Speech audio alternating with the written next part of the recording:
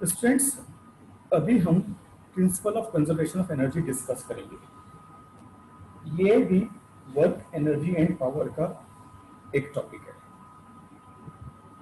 Actually क्या होता है कि जैसे हमने पहले भी करा हुआ है कि एनर्जी जो होती है, जो कंजर्वेशन ऑफ एनर्जी होता है, और कंजर्वेशन ऑफ एनर्जी होता है, energy can not be created, not destroyed, but it can be transfer from, या it can be transform from one form to the another form of energy. जैसे अगर हम बात करते हैं, हाइड्रो इलेक्ट्रिक डैम होता है, जो हाइड्रो इलेक्ट्रिक डैम होता है हमारा, उसमें क्या होता है कि एक साइड हम डैम बनाते हैं। ये जैसे कोई हिल एरिया है, वहाँ पे कोई रिवर थी और हमने उसके बीच में ये डैम बना दिया। इट मीन्स हम वाटर जो है वहाँ पे स्टोर करते हैं। जब हम वाटर स्टोर करते हैं तो वाटर बहुत हाइट तक चढ़ जाता है और स्टोर हो जाता है। और हम फिर क्या करते हैं, हम जो है यहाँ पर गेट्स लगे हुए होते हैं और इसमें हम अंदर से वाटर को हाइट से छोड़ते हैं। जब वाटर हाइट से आता है, वो नीचे आके जो टर्बाइंस लगी होती है उन पे गिरता है। तो हाइट की वजह से हमने वाटर के अंदर, इस वाटर के अंदर क्या आ गई, पोटेंशियल एनर्जी। हाइट गेन करने की वजह से वाटर के अंदर पोटेंशियल एनर्जी आ गई। जब ये ऊपर से नीचे की साइड गिरता है तो potential energy converted into kinetic energy. और ये काइनेटिक एनर्जी जो होती है, वाटर जब तेजी से आके टर्बाइंस के जो उस पर गिरता है, टर्बाइंस के ब्लेड पर, तो ये टर्बाइन जो है रोटेट करना शुरू कर देती है। तो इसके अंदर हो जाती है रोटेशनल काइनेटिक एनर्जी। और टर्बाइन के रोटेट करने की वजह से इलेक्ट्रिसिटी प्रोड्यूस होती है। इसका मतलब ये हुआ कि जो वाटर ने हाइट गेन की वजह से इसके अंदर जो पोटेंशियल एनर्जी थी, इट मीन्स वाटर की पोटेंशियल एनर्जी पहले काइनेटिक एनर्जी में कन्वर्ट हुई और फिर उससे इलेक्ट्रिक एनर्जी प्रोड्यूस हुई। तो ये जो थी वाटर की पोटेंशियल एनर्जी इलेक्ट्रिक एनर्जी में कन्वर्ट हो गई। तो ये कन्वर्जन था। इट मीन्स एनर्जी एक फॉर्म से दूसरे फॉर्म में ट्रांसफर हुई। अब जैसे हम अपने घर पर देखते हैं, हम स्विच ऑन करते हैं फैन का। सपोज गर्मी लग रही है, हम फैन ऑन करना है, हमने स्विच ऑन करा तो फैन के अंदर इलेक्ट्रिक एनर्जी जाती है जो कि उसके मोटर को घुमाती है। मोटर के घूमने से ब्लेड्स रोटेट करते हैं और वो घूमना शुरू होता है। तो electric energy converted into mechanical energy, जिससे फैन घूम रहा है, राइट। और जैसे हमारी कार होती है, कार में, स्कूटर में, बाइक में पेट्रोल डलवाते हैं। पेट्रोल जब इंजन में जाके बर्न करता है तो वो पेट्रोल की में जो केमिकल एनर्जी थी वो कन्वर्टेड इनटू हीट एनर्जी, और उसकी वजह से बाइक हमारी चलती है, वो काइनेटिक एनर्जी में कन्वर्ट हो गई। तो इसका मतलब ये है कि एनर्जी एक फॉर्म से दूसरे फॉर्म में कन्वर्ट हो जाती है। तो principal of conservation of energy क्या कहता है कि ये जितनी भी ऑल फॉर्म ऑफ एनर्जी होती हैं, total energy of an isolated system does not change. अगर कोई एक आइसोलेटेड सिस्टम है तो उसकी टोटल एनर्जी कभी भी चेंज नहीं होती, पर एक फॉर्म से दूसरे फॉर्म में कन्वर्ट हो जाती है। तो हम ये कह सकते हैं कि energy can not be created, not destroyed, but it can be transfer from one form to another. वो फॉर्म चेंज करती है, और यही principle of conservation of energy है। It means energy cannot be created, not destroyed, but it can be transferred from one form to another. तो total energy conserve रहती है। अभी जब हमने वर्क, एनर्जी, पावर किया तो हमने conservation law of mechanical energy करा था। जब हमने conservation law of mechanical energy करा था तो हमने इसमें एक कंसेप्ट किया था। सपोज ये कोई एक बॉल है जो कि h हाइट पर है, ग्राउंड से h हाइट पर थी, राइट। अब इसके अंदर यहाँ पर टोटल पोटेंशियल एनर्जी थी जो कि mgh थी। जब हम इसे ड्रॉप करते हैं तो ये नीचे जैसे आएगी, इसकी वेलोसिटी गेन करेगी, और ये जो बेस है, अर्थ है, इसे टकराने से पहले इसके अंदर टोटल काइनेटिक एनर्जी हो जाएगी जो कि हाफ mv² है। तो potential energy converted into kinetic energy, right. तो टोटल एनर्जी यहाँ पर भी जितने की यहाँ पर भी उतनी ही होगी टोटल। सिर्फ क्या है कि पोटेंशियल कन्वर्टेड इनटू काइनेटिक। तो अगर ये एक आइसोलेटेड सिस्टम है, अगर ये एक आइसोलेटेड सिस्टम होता है तो इसकी टोटल एनर्जी कंजर्व रहेगी। ये हम कंसेप्ट पहले करके आ चुके हैं, कंजर्वेशन ऑफ मैकेनिकल एनर्जी। तो principal of conservation of energy जो है यही है कि अगर कोई एक आइसोलेटेड सिस्टम है तो उस सिस्टम की टोटल एनर्जी कंजर्व रहती है,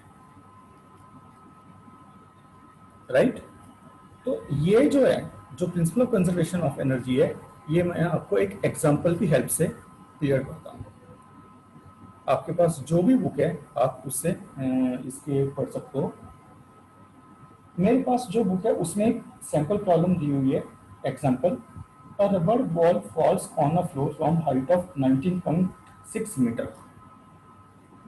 ये कुछ ऐसे है, ये एक रबर बॉल है और ये ऊपर से नीचे फ्लोर पर गिरती है और इसकी जो हाइट h1 थी ये 19.6 मीटर हाइट से गिरती है। ये पहले ए पर थी और ये बी पर आ गई, राइट। और rubber ball falls on a floor from a height of 19.6 meter, calculate the velocity with which it strikes the ground. Suppose ये यहाँ पे v वेलोसिटी से स्ट्राइक करती है, राइट। ये h हाइट पे थी तो यहाँ पर होगी इसकी टोटल पोटेंशियल एनर्जी और ग्राउंड पर टकराने से पहले इसके अंदर ये कन्वर्ट हो जाएगी काइनेटिक एनर्जी में। तो यहाँ पर कंजर्वेशन लॉ ऑफ एनर्जी लगेगा। Conservation of energy it means total energy at A is equal to total energy at B. तो टोटल एनर्जी एट ए क्या थी? एनर्जी एट ए थी पोटेंशियल एनर्जी ए पर, और बी पर आने पर वो किस में कन्वर्ट होगी? काइनेटिक एनर्जी में। तो kinetic energy at B, potential energy थी एम जी एच, और काइनेटिक एनर्जी हो जाती है यहाँ पे 1/2 m v square. Suppose m is the mass of ball, m से m, तो v स्क्वायर हो जाएगा 2gh और 2 इंटू, यहाँ पर हम g की वैल्यू 9.8 लेते हैं, g 9.8 इंटू हाइट 19.6, राइट। तो ये इतना, यहाँ से हम v कैलकुलेट कर सकते हैं। v हो जाएगा अंडर रूट 2 इंटू 9.8 इंटू 19.6 भी 2 इंटू 9.8 ही होता है। तो इसमें से 2 इंटू 9.8 इट मीन्स वेलोसिटी हो जाएगी 19.6 मीटर पर सेकेंड। इतनी वेलोसिटी से ये 19.6 मीटर पर सेकेंड की स्पीड से ये ग्राउंड पर स्ट्राइक करेगी,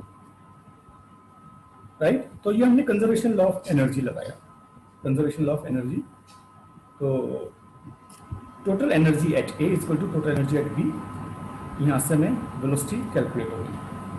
इस क्वेश्चन ये था, a rubber ball falls on a floor from a height of 19.6 meter, calculate the velocity with which it strikes the ground. To what height will the ball rebounds if it loses 25% of its energy on striking the ground?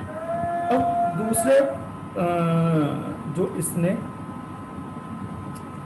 इसका जो अगला part है, इसने कहा कि strike करने के बाद जब ये रिबाउंस होती है तो ये कितनी हाइट पे जाएगी। सपोज ये h2 है तो इसे हम h1 सपोज करते हैं और ये h2 पे जाती है, ये PE1 और ये PE2, और यहाँ पे जो एनर्जी का लॉस हुआ है 25% एनर्जी का जो है लॉस हुआ, 25% एनर्जी जो है लॉस हो गई, राइट। इसका मतलब ये हुआ कि यहाँ पर एनर्जी आने पर इसके अंदर कितनी एनर्जी बची? 75% ऑफ एनर्जी,